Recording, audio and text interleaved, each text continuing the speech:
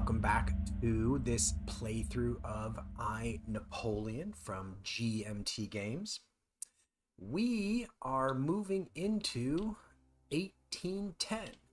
So we'll just do the quick little things that we need to do to tidy up for the beginning of the year. So we've moved both of those markers. Now we have to do resources, and there's been a little bit of a gap between the last video and this one for me, so I have to count resources because I've forgotten where I am. I've got 1D, so we'll just move that. I have 6 admin, so we'll move that. I have 2P from those two, and I am going to lose, I believe it's 5 glory. I'm going to lose 5 glory because of my relatives, putting me at 67. So we enter this year, and let's go through the card deck phase real quick. So we got to add a few cards. We're adding 2 cards in 1810, so we've added those. This card is here to remind me that I need to remove the Russo-Turkish War and the I forget. Let me go grab them and I'll show you what 2 cards I had to remove because of it's actually Treaty of Smolensk. It's the Russo-Swedish War and the Russo-Turkish War. Okay, so I've grabbed the Russo-Turkish War, the Russo-Swedish War, and I also grabbed the War of 18 da da da.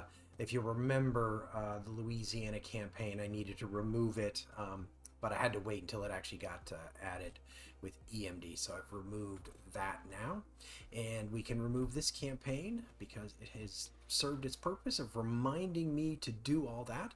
So with the cards added, I'm just going to return those, shuffle because I'm paranoid, and that will take us into the card action phase. Now this turn, we are fighting Prussia alone. They are the lone hostile nation other than Britain, of course.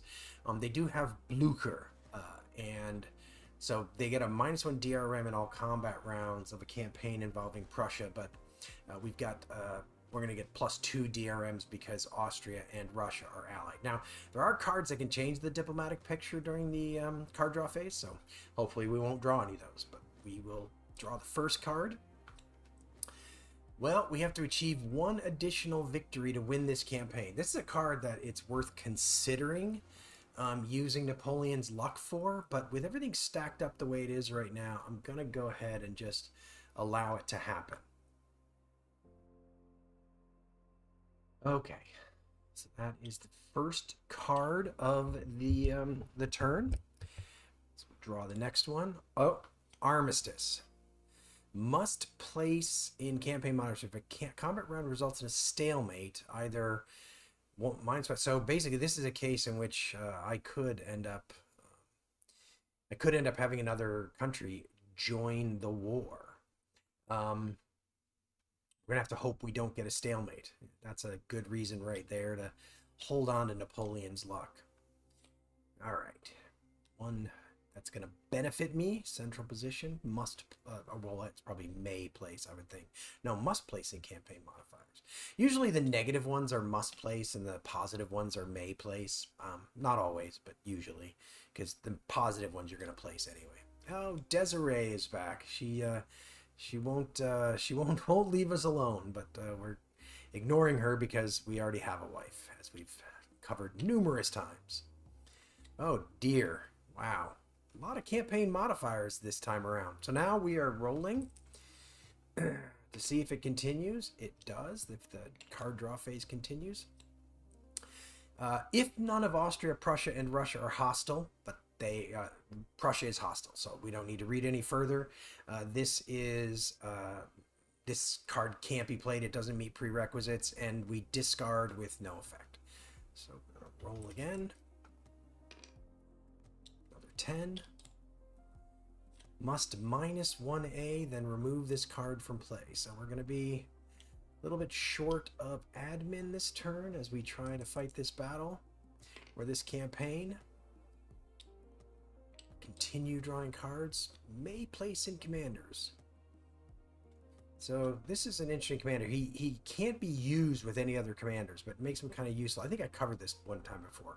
He's kind of useful to have in there in case you end up with a second round. The card draw phase continues. The lines of Taurus Vedras. If Wellington is in play, face up. He is not. Otherwise, discard with no effect. 1 through a 5, and it ends. So that is going to end the turn, or the card draw phase right there. So now we move to campaign resolution. So I have 5A to spend. Just a reminder, I want to save 1 to make sure that I can play Bonaparte's plans. I get a +1 DRM in the first combat round. I have a +2, 3. So I've got +3 DRM in the first combat round from cards that are in play.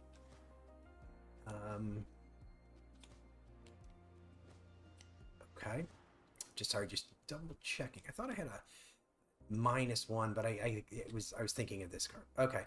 And then I have, oh, sorry, enemy guns. I put that, I thought I had that. I have had that in the wrong place. So I've got +3 from strategy and tactics cards, or +2 from strategy and tactics cards. I've got an even on the first round from cards in here. So I've got a +2, but I've also got a +2 from the campaign itself. And then I have a -1 from Blucher. So I'm going to need 1 command. The main reason I'm doing all that math is I now know I need 1 commander in the first round. The rest of them, I need to make sure that they can be used in the second round and beyond. So I'm going to spend 1A to assign Saint-Cyr because I know that, like, if I happen to end up in trouble, I can I might call on him. Let's see.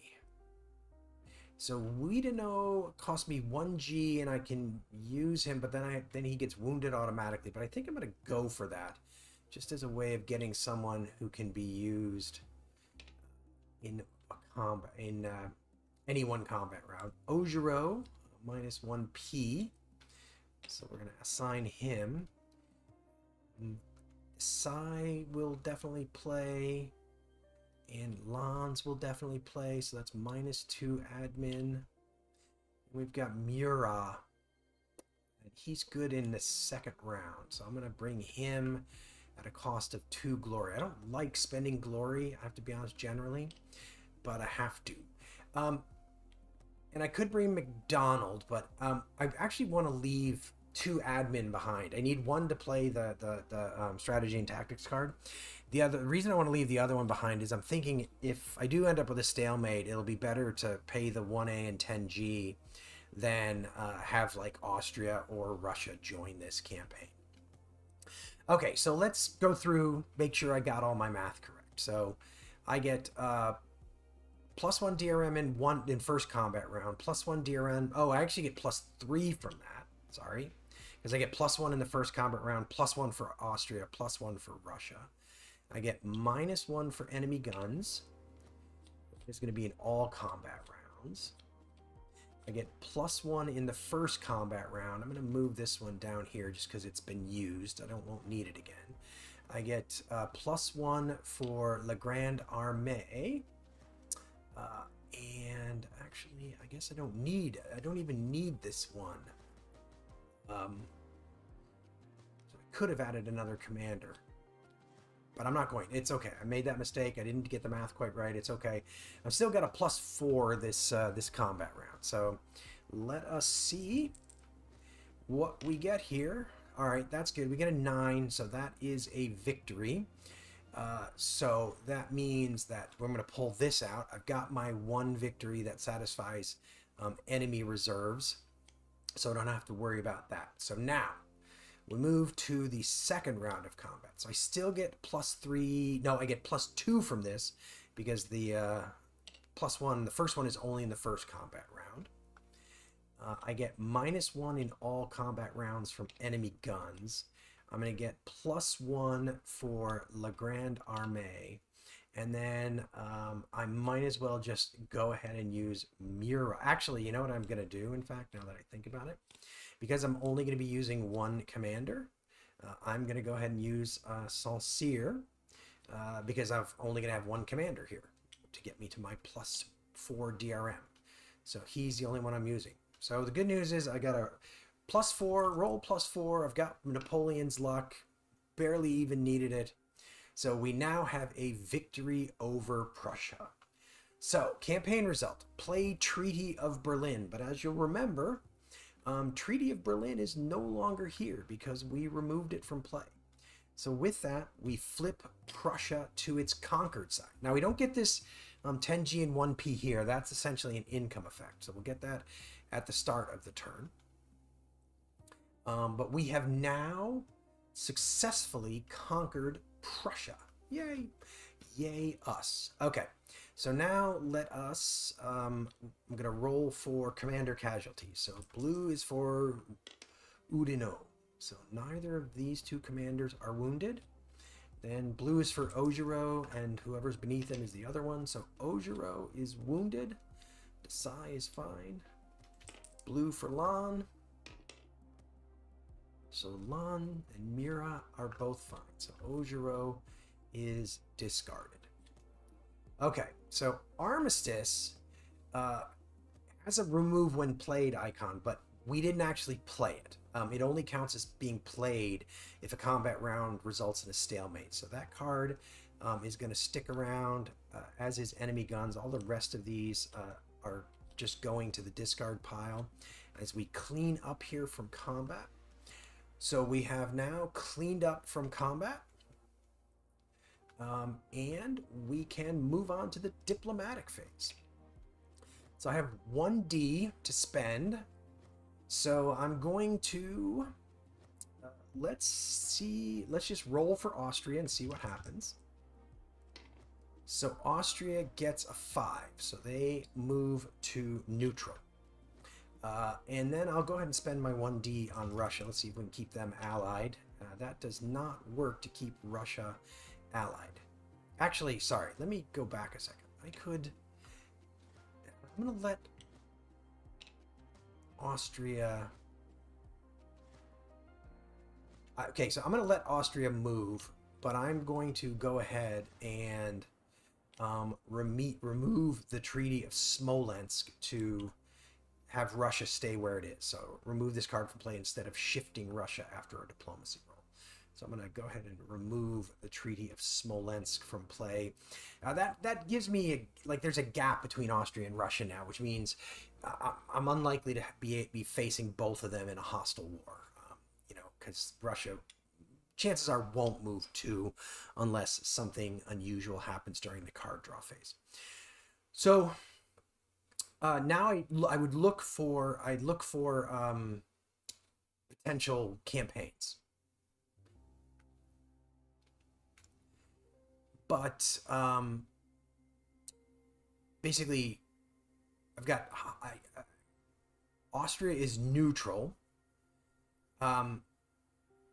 This, if Spain was hostile, I could do Napoleon Spain. I don't think I'd really want to, though. Anyway,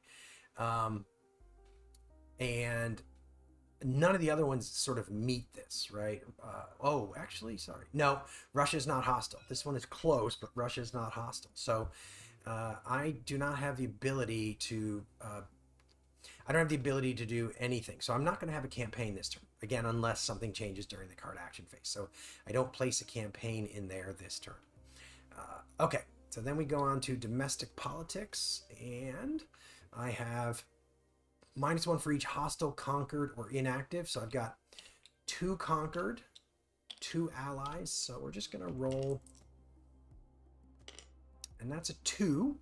And I'm just going to re-roll that. I haven't used my luck yet this turn. I might as well re-roll that to see if I can get a slightly better result. I can hardly get a worse result.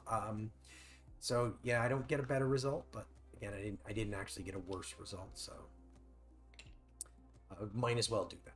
So then we do the cleanup phase. So we're gonna flip that back.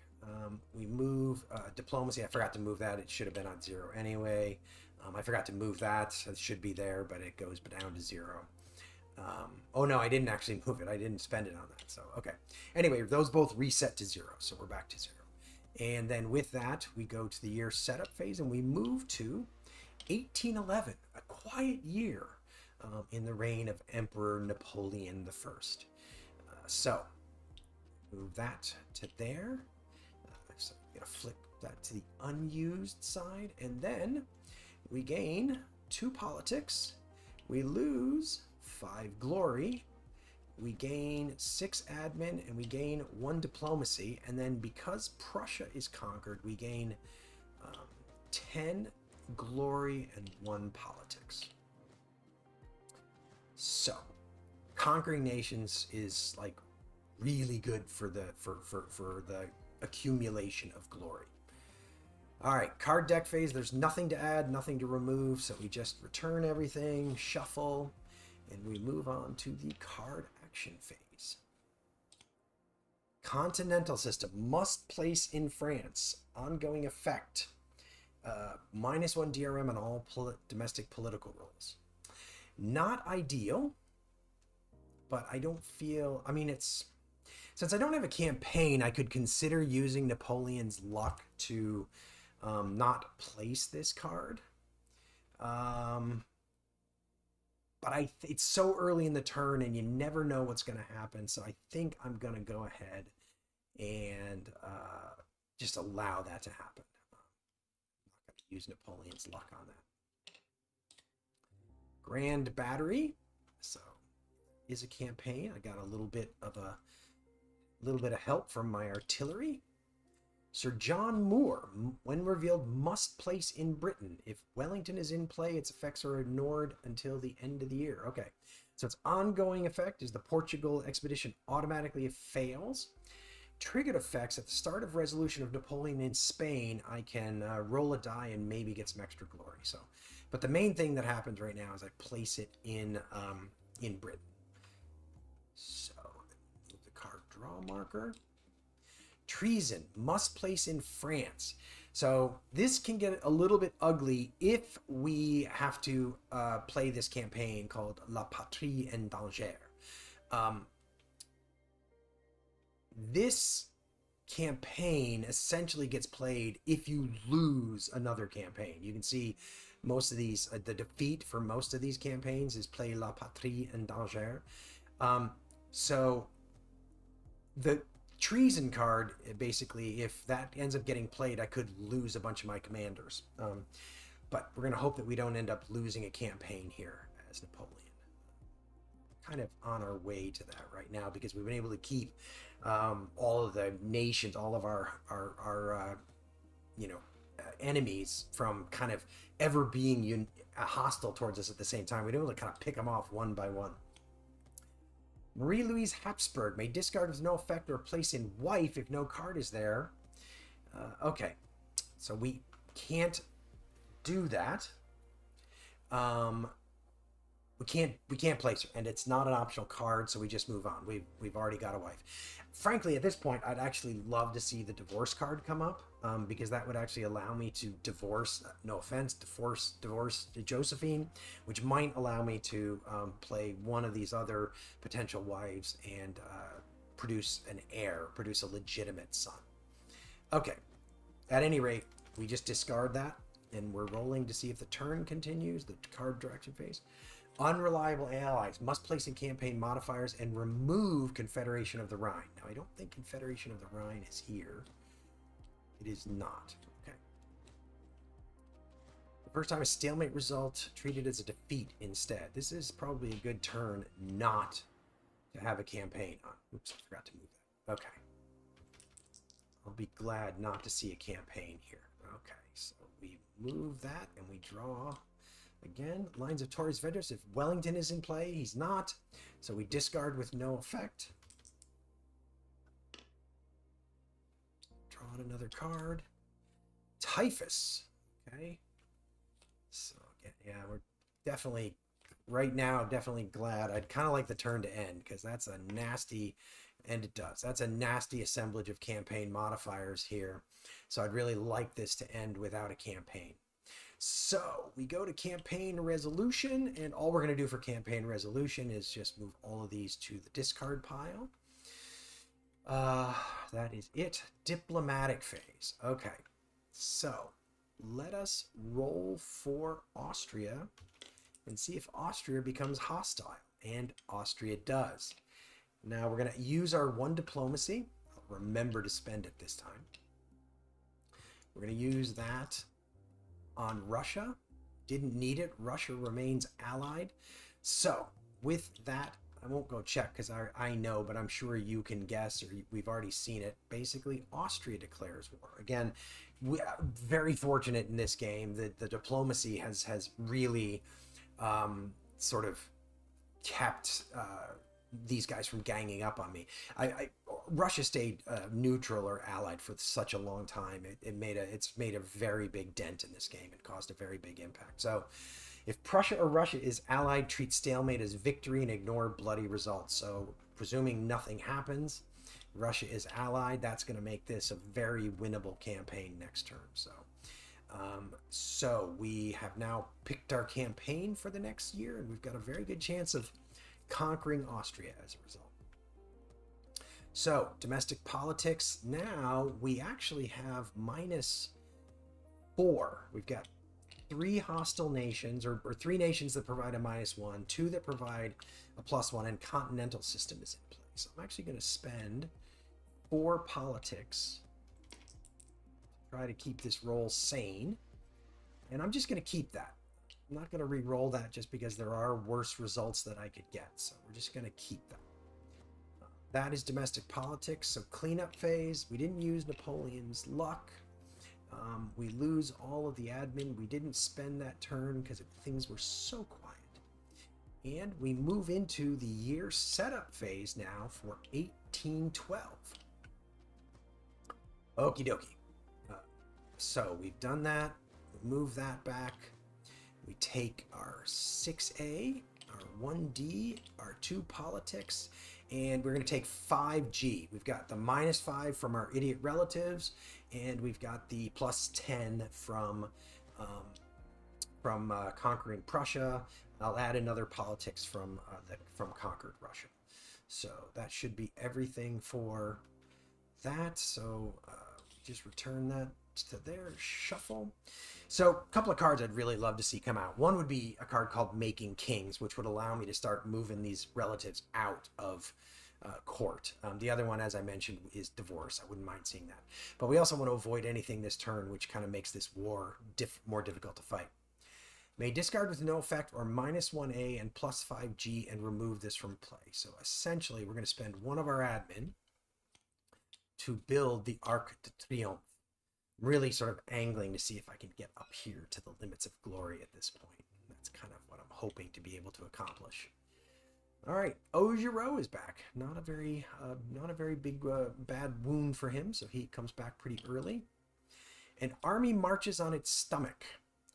-1 de-arm in first combat round, or -1 in all combat rounds of a campaign in Spain and Russia. This features this, like, I'm sure you all know it, but this amazing graph. I forget the author of it off the top of my head, but this amazing graph which charts Napoleon's campaign across like time, distance, the number of men lost, battles. It has like 7 different variables or 6 different variables on it. It's like one of the most famous charts in the world. I'm sure most of you are aware of that. I'm not telling you anything you don't know. All right. Portugal expedition. And as you recall, Portugal expedition automatically fails. So we lose 5G. Dang, Sir John Moore. All that positive sentiment we got from the Arc de Triomphe, we gave right back. We have but a short time for war. Must place in campaign modifiers and remove Bonaparte's plans from play. -1 de-arm in all combat rounds after the first. Remove this card from play during the campaign cleanup segment next year. Wow, okay. The pause here is, do I want to use Napoleon's luck? And I'm going to choose not to. So that causes me, unfortunately, to remove Bonaparte's plans. This card has been around for a very long time. You can see card 203. It's been around for a long time, but since CMD. But hopefully we can survive without that given we're only fighting Austria. All right, now, right about now, we'd love to see this card draw phase end. Yes. All right, great. Again, the main thing I'm trying to avoid, there's cards like Prussia rises, Spain rises, things that would change the diplomatic picture, and I really want to avoid those. So, okay, so stalemate results are victories and ignore bloody results. So we've got that. So we're going to get a +1 DRM for that. We don't get anything. We get a -1 DRM for this. So basically, we are like at an even die roll modifier at this point. So we're going to need as many commanders as we can get. But if I can get enough commanders to get a +4, I'm kind of guaranteed a stalemate, at which point I'll win this. So I don't have to go crazy here. So I am going to, let me look at this. I don't need Murat because I don't need to be spending the glory on that. So we're going to assign Lans for +1, Desai for +1. Can't use Saint-Cyr.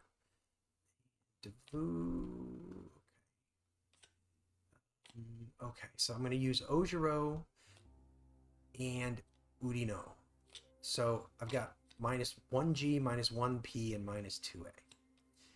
That is the upshot of that. -1P, -1G.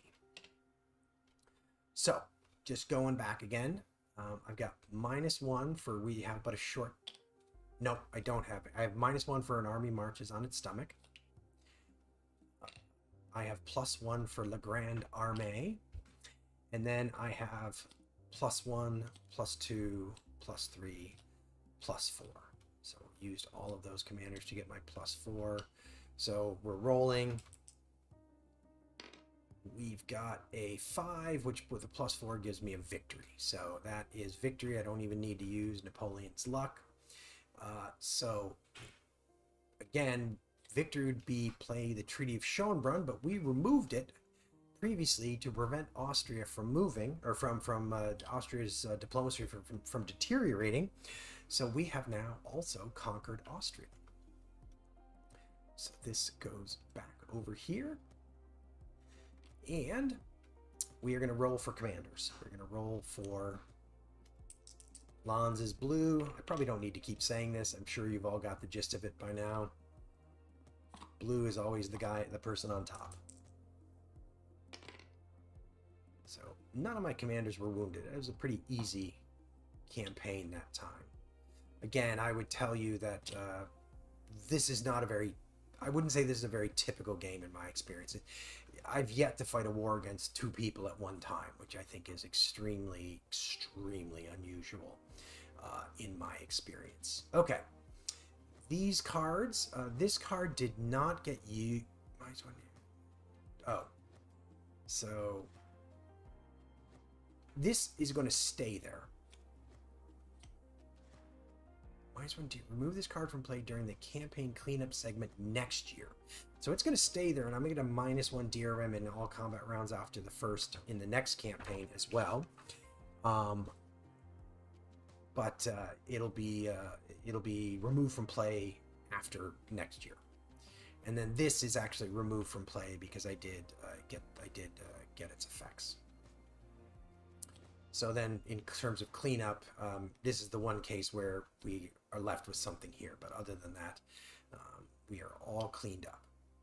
So we go to the diplomatic phase, and we are rolling for Russia. And 1 second, I just want to look at something. Right, so I am going to apply my +1 DRM to Russia. Don't know why I'm rolling this die way over here, but Russia remains allied. Okay. So that is that, and now we do domestic politics. So we've got, again, we've got a -2, so we're going to spend 4 to make it an even die roll. A 7, we lose 2 glory. All right, so that is the end of that. Now the cleanup phase, I didn't end up using Napoleon's luck, and we spent that, reset that, and I believe that is it. So we are moving on to 1813. So reset that, and we reset our admin. So we're going to get 15 glory this time because we've got plus 10, we've got plus 20, minus 5. So this is where you really start to see glory shoot up, is when you get a couple of a conquered nation or two. It's very helpful. We get 4p because of we've got the two conquered nations giving us plus 2, and the 2 politics from our from this and from Josephine. Okay, so that's that. Card deck phase, nothing gets added in 1813, so that goes back. We shuffle, and we're off again. Enemy attack. Oh, enemy attack, yeah. So we don't have a campaign here, so Congress of Erfurt. If none of Austria, Prussia, and Russia are hostile, so they aren't, but Talleyrand's duplicity is not in play. So we discard that with no effect. Benningsen must place in Russia. If Tsar Alexander is play, apply -1 dirham in the first combat round of any campaign involving Russia. So Tsar Alexander is not in play. He was removed after the disastrous Russia campaign. So we still place him there. It's just that his ongoing campaign effect is kind of never going to trigger. In fact, we can't use Russian commanders anymore because Tsar Alexander is not in that box. The Emperor's dead. If Spain, Polish campaign, or Russia are the campaign, must roll a die. They're not, so we discard with no effect. Sometimes the turns can kind of fly by as a result of some of this. So 8. Actually, I don't think I was supposed to roll, was I? Oh, yeah, okay. So, Desiree Clary shows up again. She's turned up a lot. Really like an improbable number of times, I have to say, in this game. Beethoven. See, unlike Goethe, Beethoven hates us. So we lose 5G because of Beethoven's dislike of us. Rolling again. Turn continues. Anti-French result. Must immediately resolve an expedition with 1 independent commander only. All right, well, let's go over here and look at this. So those 2 are not independent commanders. Desai and Lans are. So we'll assign Desai. -1A to assign Desai. We get a +1 on this. So success, such as it is, gives us 2p, but still -3g. All right. Does the turn continue? It does. Portugal expedition. We lose 5g again because of Sir John Moore. I mean, good Lord, we know he's there. Stop launching the Portugal expedition. And the card draw action phase ends. So we go to campaign resolution. We don't have a campaign. This card is removed from play during the campaign cleanup. This card goes to the discard pile. Oops. To the discard pile. We can flip him back face up and put him there, since we didn't matter that he went off on an expedition. So now we are doing the diplomatic phase. We'll spend our 1D on Russia. So Russia stays allied. Again, kind of an improbable situation going on here. So domestic politics. So kind of got a glut going on here. So I'm actually going to spend 6 to get a +3 to this. So that's going to give me a +1 total. All right, and I don't lose any glory as a result of that roll. I don't have to use Napoleon's luck either. So that's domestic politics during the cleanup phase. That would flip. I lose the admin that I didn't have to spend. All right, so we move to 1814. So we reset all of that, and now we're going to take our income. So we get 15 glory, we get 4 politics, 6 admin, and 1 diplomacy. And in 1814, as we move to the card deck phase, we add 1 card to play. And let's talk about it, because it's kind of important. So this is the Peace of Europe. It gets placed in potential treaties, but it has a triggered effect. Now, this is a triggered effect that during the card action phase, during the existing card play segment, which happens right after I draw a card, I can trigger this effect. And I can trigger it if Austria, Prussia, and Russia are all neutral, allied, inactive, or conquered, at which point I get plus 20G and then the game ends. So this is the situation we're in. Austria, Prussia, and Russia are all conquered or allied. And I'm at plus 30, I'm at 80 glory. So really what's about to happen is I'm going to draw a card, and if it doesn't take my glory down, I'm going to trigger that card. I'll get 20 glory, which will take me up to 100, which will allow me to exceed the limits of glory, and then I'll end the game with the Peace of Europe. So really, the main thing here is if the first card for some reason causes me to, lose glory or changes the diplomatic picture in some way, I can't play it. But at this point, that's very unlikely to happen. So I think the game is going to end in a few moments here. At any rate, we've placed those cards, so now we're going to return everything to the deck and shuffle. And we move to the card action phase, and we draw the first card, which is Bernadotte. So we place him in commanders. And then we are going to trigger the Peace of Europe, which gives us 20 glory, which we exceed the limits of glory, and the game ends immediately. So now we have to go check out our outcome. So we'll come over here to this, and let's see. And basically we're going to have 2 of these we're going to be looking at. So the first one is the Peace of Europe card ends the game. So I'm going to be looking at the Emperor of Europe outcome, and then I've also got, sorry, it's not exceeding the limits of glory, it's extending the limits of glory. The limits of glory marker is on the track. So I'm going to read both 1327 and 1329. So 1327, if Napoleon dies on the throne having achieved the Peace of Europe, he goes down as the greatest ruler since Augustus and permanently alters the course of Europe and European and world history. So pretty good outcome, sort of exceeding my historical counterpart. And no matter what level of success attained above, you are not truly following in the footsteps of Napoleon unless you extend the limits of glory. If the limits of glory mark is on the general records track, you've extended the limits of glory in addition to whatever outcome you have achieved. So the only outcome that's really better than the one I just achieved is if I died with a legitimate heir. But of course, I was never able to. Josephine did not produce an heir early on, and I was never able to divorce her and marry anyone else.